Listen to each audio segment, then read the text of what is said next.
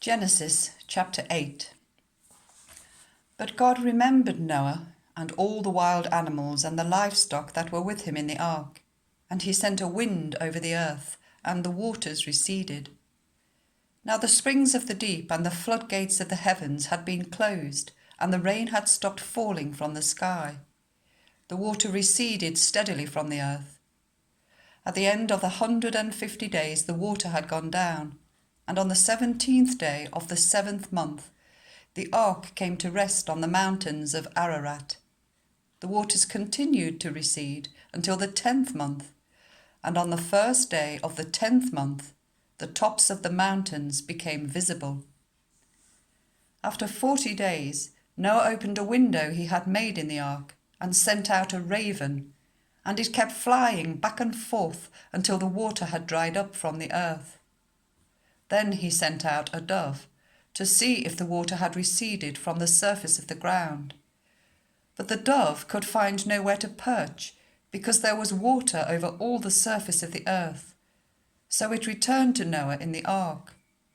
He reached out his hand and took the dove and brought it back to himself in the ark. He waited 7 more days and again sent out the dove from the ark.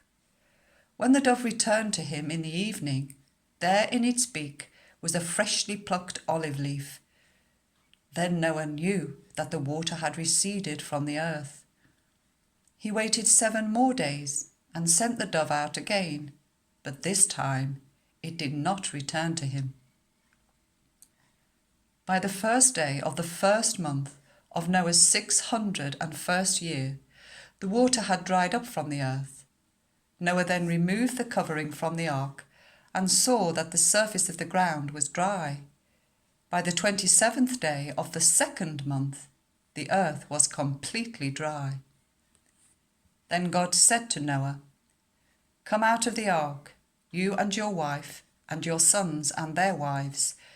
Bring out every kind of living creature that is with you, the birds, the animals, and all the creatures that move along the ground, so they can multiply on the earth and be fruitful and increase in number on it." So Noah came out, together with his sons and his wife and his sons' wives.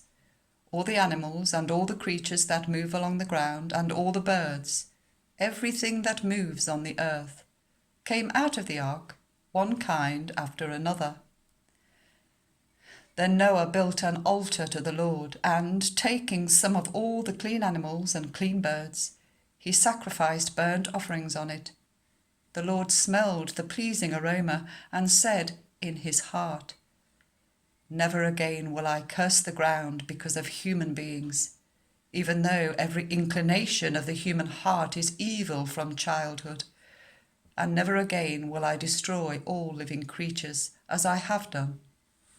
As long as the earth endures, seed time and harvest, cold and heat, summer and winter, day and night will never cease."